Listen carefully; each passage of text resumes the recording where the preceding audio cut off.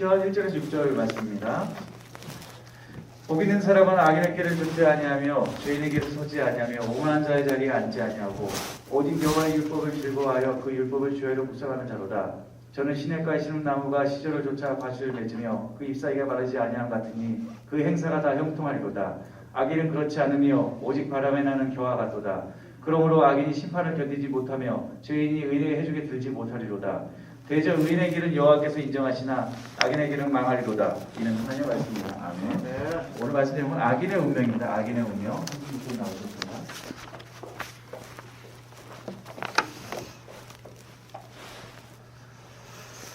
네, 감사합니다.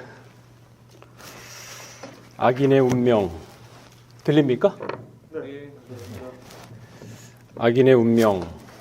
오늘 본문 말씀에 보면은 악인의 길과 의인의 길이 아주 자세하게 기록되어 있는 것을 알 수가 있습니다.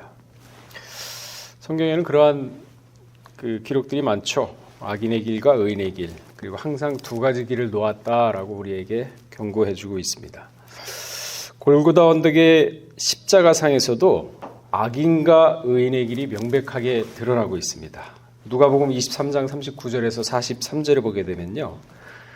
달린 행악자 중 하나는 비방하여 가로되 내가 그리스도가 아니냐 너와 우리를 구원하라 하되 하나는 그 사람을 꾸짖어 가로되 내가 동일한 정죄를 받고서도 하나님을 두려워하지 아니하느냐 우리는 우리의 행한 일이 상당한 보응을 받는 것이니 이에 당연하거니와 이 사람의 행한 것은 옳지 않은 것이 없느니라 하고.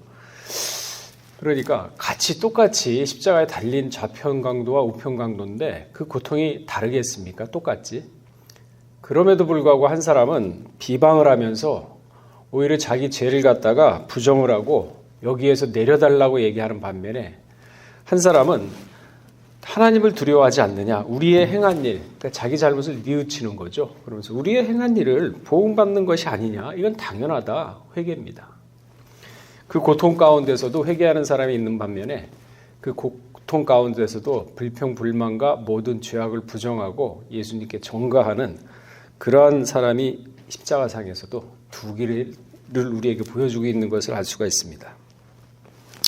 그러나 예수님은 가운데 서 계시면서 아가페 사랑을 보여주시죠.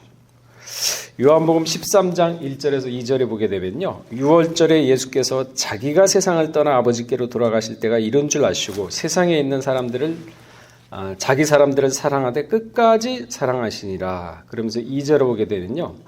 마귀가 벌써 시몬의 아들 가룟유다의 마음에 예수를 팔 생각을 넣었더니 자신을 팔아넘길 유다까지도 예수님은 사랑하는 모습 보여주고 있죠.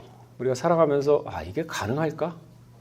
내가 과연 원수까지도 사랑할 수 있을까? 하고 질문을 한다면 가능하겠습니까? 자기 의지로는요 절대 못합니다. 하고 싶다고 해도 되는 게 아닙니다. 그건요 말씀과 십자가의 사랑의 체험이 있어야 가능한 겁니다. 우리 그런 말은 많이 하죠. 사랑도 받아본 사람이 베풀 줄 안다.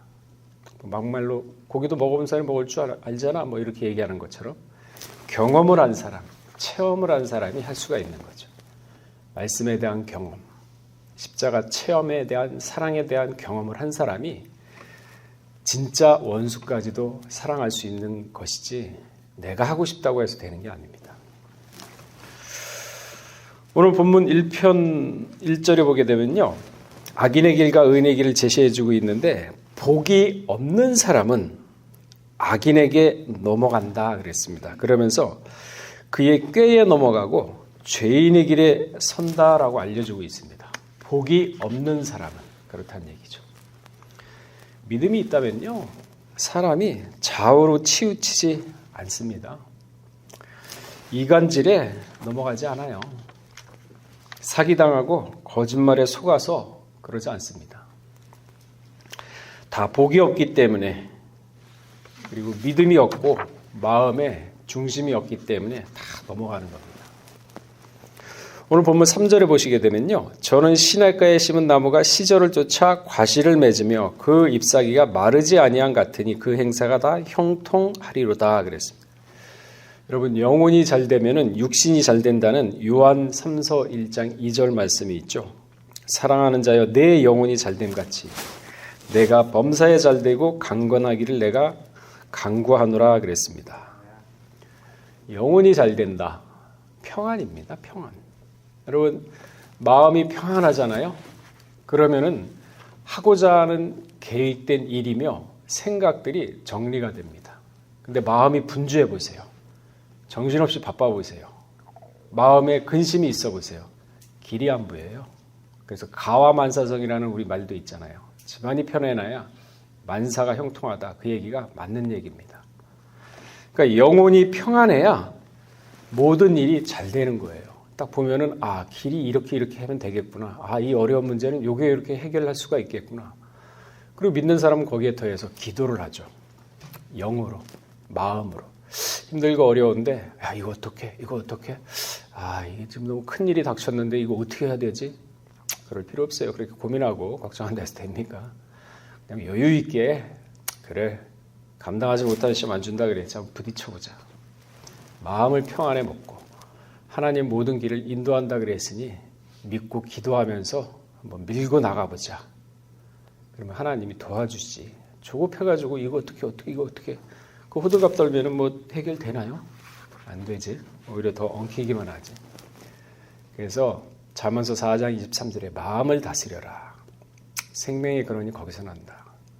여러분 마음이 들뜨면요. 명절날 사고가 그렇게 많이 나는 이유가 그거예요. 고향 내려가는 게 기쁘니까 마음이 들뜨죠. 주의력이 없죠. 그러니까 사고 나는 거예요. 그래서 뭐라 그랬습니까? 차라리 장례식에 가라. 그러면 모든 사람이 이와 같으니 마음이 평안하다 그랬습니다. 마음을 다스리는 방법 중에 하나입니다. 모든 일을 하실 때 절대 조급하지 마. 조급한 건요. 차라리 미련한 것보다 못하다 그랬어요.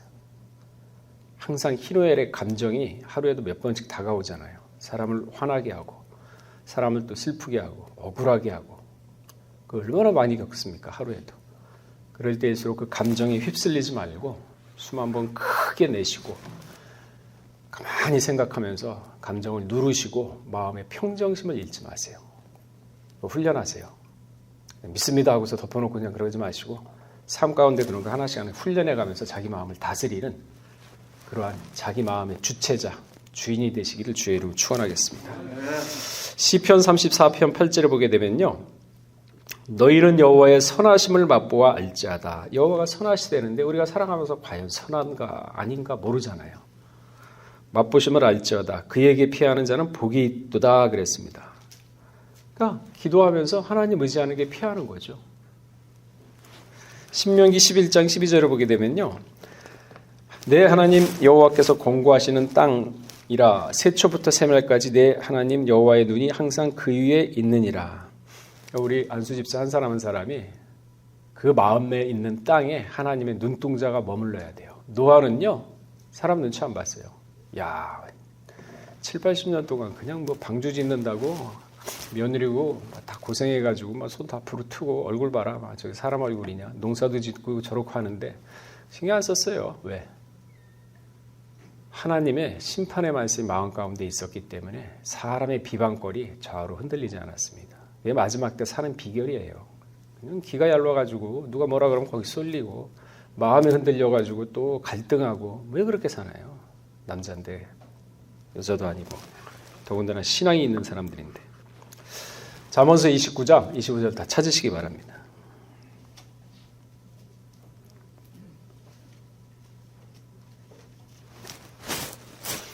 자, 29장 25절 우리 다 한 목소리로 읽어보도록 하겠습니다.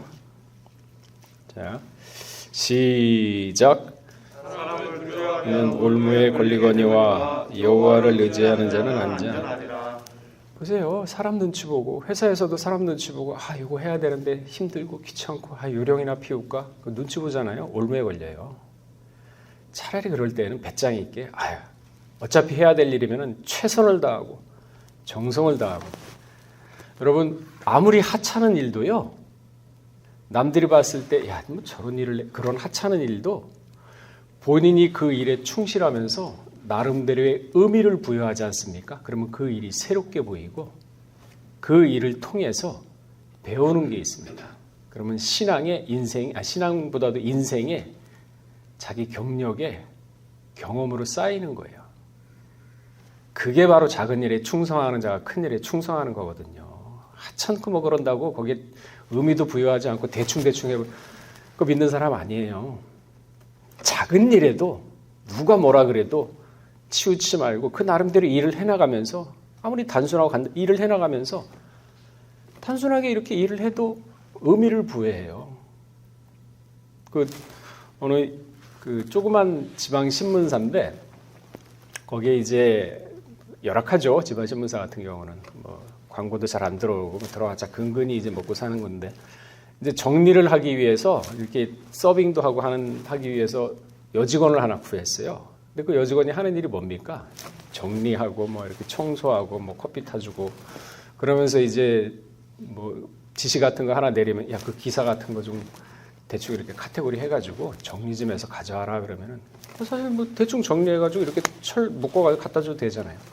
근데 그 여자는 일일이 다 그거를 갖다가 시간 내가지고 쪼개가지고 세밀하게 정리를 해서 나름대로 그거를 갖다 카테고리를 만들어가지고 올렸습니다. 그러니까 지시하는 사람이 가볍게 가져와도 되는데 아주 세밀하게 하니까 놀란 거죠. 근데 그 여자는 어떻게 그런 마음을 가졌냐면은 작은 거라 하더라도 최선을 다하고 그 일에서 의미를 찾았습니다. 그러니까 일이 귀찮고 싫고 짜증나는 게 아니라 일이 즐거웠어요. 나중에 그게 바탕이 돼가지고 어디를 가든지 신문기사나 이런 걸 해도 아니면 다른 업무를 하더라도 정리하는 습관, 분리별로 카테고리하는 습관이 몸에 배인 겁니다. 변호사 시험 붙어가지고 변호사 하잖아요. 작은 일에 충성하세요. 하찮게 여기지 마시고 의미를 부여하면서 거기에서 나름대로의 어떠한 그 가치를 찾으세요. 그게 바로 성경에서 얘기하는 작은 일에 충성하는 겁니다. 그러니까 우리가 말과 행동 조심하셔야 돼요. 말 행동 함부로 해놓고 사람한테 책 잡혀놓고 그 사람 그 올무에 걸려가지고 마음이 편안하겠습니까? 책 잡혀가지고 약점 잡혀가지고 그 사람 쳐다보면은 피하게 되고 마음이 불안하잖아요. 그러니까 처음부터 말과 행동을 듣기는 속해야 말하기는 천천히 더디하면서 내가 실수하지 않는가 두세 번 생각하면서 말을 하고 그러면서 이 말이 저 사람한테 상처가 될까? 혹시 이 말을 했는데 나중에 이거를 책임 못 져가지고 실없는 사람이 되지 않을까? 세밀하게 여러 방면으로 생각을 하셔가지고 그렇게 다방면으로 생각을 해서 말을 하려고 그러면 조심스럽게 됩니다. 쉽게 얘기 안 해요. 그리고 사람이 신중해집니다. 그러면요 사람의 가치가 달라져요. 자기 가치는 자기 스스로 키우는 겁니다. 누가 키워주는 게 아닙니다. 그게 바로 그거거든요. 사람을 두려워하면 올무에 걸리거니와 여호와를 의지하는 자는 안전하리라. 하나님 말씀만 의지하세요. 안전하다고 얘기하지 않습니까? 이런 말씀 붙잡고 우리가 가고 이런 말씀 믿고 가는 건데 말씀 따로 생활 따로 하면 되겠습니까? 사기를 왜 당하는 줄 아세요? 사기당하는 사람은요 사기꾼의 말에 넘어가기 때문에 마음에 틈이 생기는 겁니다. 우리 뭐 그러죠. 그때는 몰랐다. 내가 그때는 왜 그런지 모르겠다. 정신이 뭘 횟가닥했나. 뭘 횟가닥해요? 본인이 얘기 다 들어놓고서 그 마음의 틈새를 보여주고서 그러고 넘어간 건데 뭐가 횟가닥합니까? 하와가 그래서 넘어간 건데. 그렇게 얘기를 해도 모르잖아요. 깨달아야 되는데. 성경 우리한테 뭐라 그랬습니까? 데살로니가전서 5장 22절에 보면요. 악은 그 모양이라도 버리라 그랬어요. 왜 길을 다 빌려주고 안 좋은 얘기인데 그걸 갖다 듣고 있으니 마음에 틈이 생기니까 헷가다가 넘어가니까 사기 걸리는 거죠. 거짓에 당하고 위선하게 되고 불리하니까 거짓말하게 되잖아요. 왜 불리한 짓을 왜 하나요? 처음부터 하지 말았어야지. 말 잘못해가지고 쉽게 얘기하고 생각 없이 얘기하고 또 말에 올무 걸려가지고 거짓말하게 되고 위선적으로 떨게 되고 말 바꾸게 되고 다 하나님 앞에 죄라 그러잖아요. 마태복음 5장 37절에 보면요. 오직 너희 말은 옳다 아니라 하라. 이에서 지나는 것은 악에서 쫓아나기 때문에 옳고 그름을 얘기를 못합니다. 그러니까 사람을 눈치를 보니까 온정주의가 생기고 그러다 보니까 마음에 틈을 보이고 속이고 불의가 판치는 세상이 지금 그래서 되는 거예요. 여러분 연꽃 보세요. 연꽃. 그 더러운 물에서도 연꽃은 깨끗하거든요. 그 더러운 물이 튀어버리면요. 연꽃은 받아들이지 않습니다. 다 흘려보냅니다. 세상이 그렇다고요? 세상이 그래서 나도 속일 수밖에 없다고요? 그게 무슨 예수 믿는 사람이에요? 세상이 그렇든 말든 너는 오직 말씀만 믿고 정직하고 성실하게 작은 일에 충성하면서 가라. 그럼 모든 사람이 너를 존중하고 그런 사람을 따릅니다. 여러분 보세요. 전쟁터에서도 적군 장군을 잡았어요. 그럼 여러분들이 한번 잡았다고 생각을 해보세요. 근데 그 장군이 와가지고 살려주십시오. 빌빌 빌어봐요. 그럼 뭐 어떤 생각이 듭니까? 살려주고 생각이 드나요? 야, 죽여버려라. 근데 딱 와가지고 나는 당신한테 복종 못하겠다. 나는 한 주인 섬기겠다. 자, 죽이려면 죽여라. 해봐요. 마음에 존경이 가요. 그럼 죽이고 나서도 야, 잘 모셔드려라 그래요. 아니 세상 사람은 왜 이렇게 비굴하게 살아요? 말씀 믿는 사람이 사람 눈치 보면서. 세상 탓하지 마세요. 세상이 그러니까 나는 뭐 세상에 쫓아가고 먹고 살려니까 그럴 수밖에 없고. 아니, 살아가면서 신념과 신앙도 못 지키면서 뭘 하겠다고요? 가족 때문에 그렇다고요? 그 나라와 그 의를 이 모든 걸 필요한 거를 알라. 그 말씀을 못 믿으니까 전부 다 눈치 보고 비굴하게 살고 그러는 거 아닙니까? 그러니까 악인이 그 길이에요, 그게. 전도서 7장 29절 한번 찾아보시기 바랍니다.